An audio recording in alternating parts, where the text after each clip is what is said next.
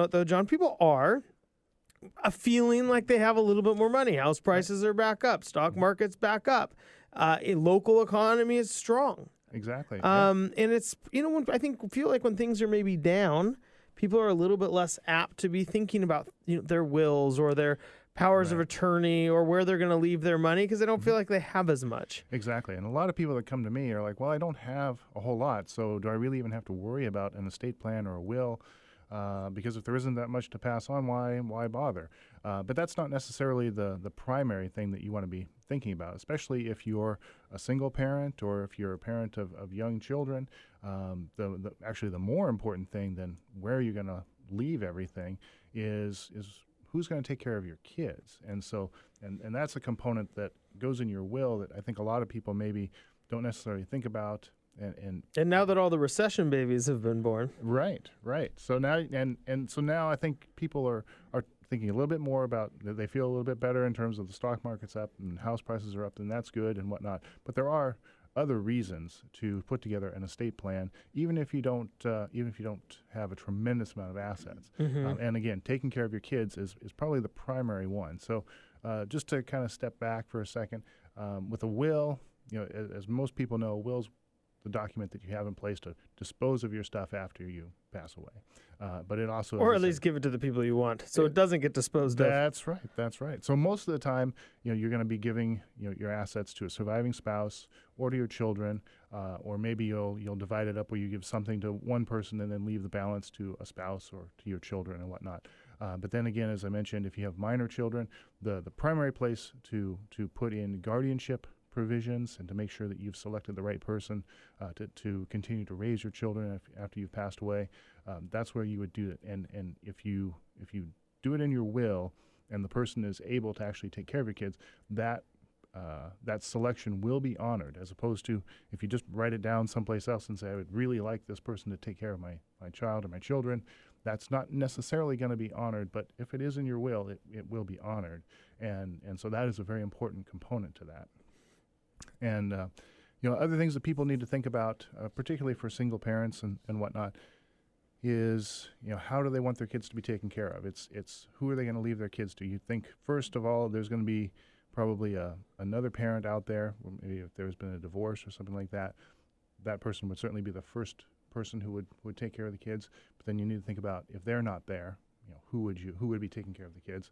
And if you're a single parent because unfortunately your spouse has passed away, or your significant other has passed away, then you really need to think about who's available and who is the best person to be taking care of the kids. Well, I'll tell you, so, I went through this process, and it's one thing to figure out your primary people who are going to take care of your kids. Then you need a secondary, or a third, and you're sitting there going, man, it's hard to come up with a first one. Right. And there's a lot of, I guess, when you have to choose yourself, there's a lot of family politics that start to feel like they come into play. Right. If you don't have something in place, you can only imagine the family politics that come into place. Absolutely, because, the first thing that comes to mind is you've got two different sets of parents, and essentially grandparents, who may be vying to raise the grandchildren and whatnot. So you can see where you'd have a custody fight there, and maybe neither set of parents is who you would want to be raising your children. I was thinking about it in terms of maybe baseball. How deep is your bench, basically? And mine actually isn't very deep at all, because both my wife and I are only children, and our parents are both too old, essentially, to be raising. Hopefully they're also not listening. Well, no, certainly my mother would totally agree. Oh. and my mother-in-law was apparently able to handle the kids for about 30 minutes at Barnes & Noble without my wife, and that was all she wrote. Right, no, makes sense. I get it. So yeah, thinking about who will be there and also where the kids would go. Would the kids be local? Would they have to move out of state? And also make sure that you want, in terms of who you want to select, you want people that are probably of like mind in terms of how they would raise your kids and whatnot. So now one of the other key components is, what do you do with your stuff in a will when you've got minor children? And particularly, again, if you are a single parent, you're going to leave, most of the time you're going to want to leave everything in trust for your child or children, and select a trustee, somebody who can oversee that money, somebody you're comfortable with. So it doesn't all go to Thomas the Trains. Absolutely. And some people, they just, they'll leave money to like a family member and say, well, I know they'll take care of my kids. Well, probably that's what's going to happen. However, if you don't set it up in trust, I mean, you leave something to your cousin or your brother, well, that's technically their property once you leave it to them. They're not absolutely legally obligated to take care of the kids. So, but if you put it in trust and name your brother as the trustee, then the trustee is legally obligated to use that money for your kids' benefit and whatnot. So, and I think you talk about what we talked about at the beginning, how people start to feel like they have more money just because the housing market's up, maybe the stock market's up.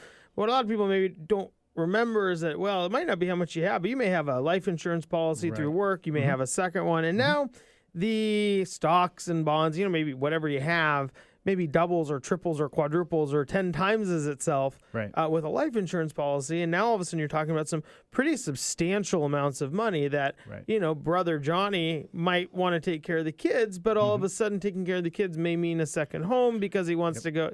There's just a lot of different pieces of that puzzle that could be misconstrued as taking care of the kids, but really is somewhat lining Johnny's pockets. Right, without a doubt. I mean, a car would be the easiest thing. You don't just need an SUV. You need a Mercedes or an Escalade. Exactly. Sure. You need something. You need to take those kids somewhere in style. Right, right. So that's an easy thing, and you can almost sort of kind of justify it and get out from under. But yeah, that's one of the things where you'd want to leave things in trust so that everything is being used specifically for the kids' benefit. And again, like you say, you're talking about funding the trust, and you mentioned life insurance. For instance, if you're just getting started and you've got some equity in your home, but not a tremendous amount of equity in your home because you probably have a fairly large mortgage, you got some retirement, maybe $100,000 or so in savings and retirement.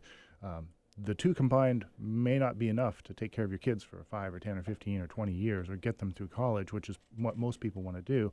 So funding that trust with life insurance on top of that is certainly a good idea. And then it's just an added bonus if the value of the home has gone up significantly and or your stocks and other assets have gone up. So. Right, because really it's, the life insurance is the big one.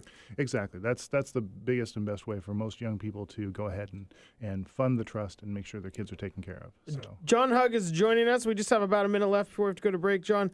So, the single parent, right? I mean, obviously everybody's busy. And single parents, that's got to be one of the hardest things you could do because you're busy at work and you're taking care of kids. And now it's like, here's another thing you need to go handle. Right. How easy is it? How fast can it be done? What is the process for somebody to maybe feel like they could go through this as a single parent and not, you got to pull back the curtains. You don't even know what you don't know. Sure. Well, the process is really, really quite easy. I mean, you can go sit down with an attorney.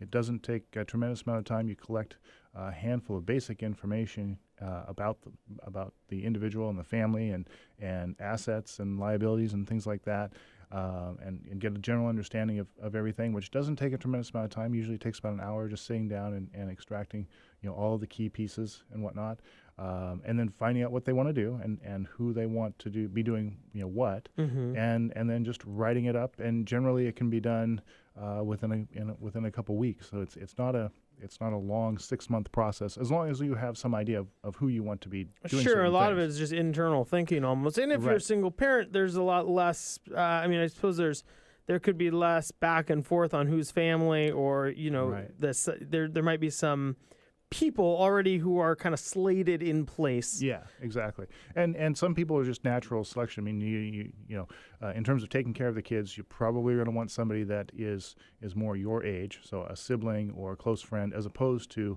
a parent or a grandparent who really maybe doesn't have the physical ability to raise children anymore, or maybe not even the desire to raise kids anymore. So those things, you can sort of weed things out fairly quickly. Yeah, a lot of grandparents like here's 2 hours, have them back now. Right, exactly. And so yeah, it can be done fairly quickly and fairly painlessly, and it doesn't have to be like pulling teeth or anything like that. One of those things that people probably think about, like, God, I really need to do that.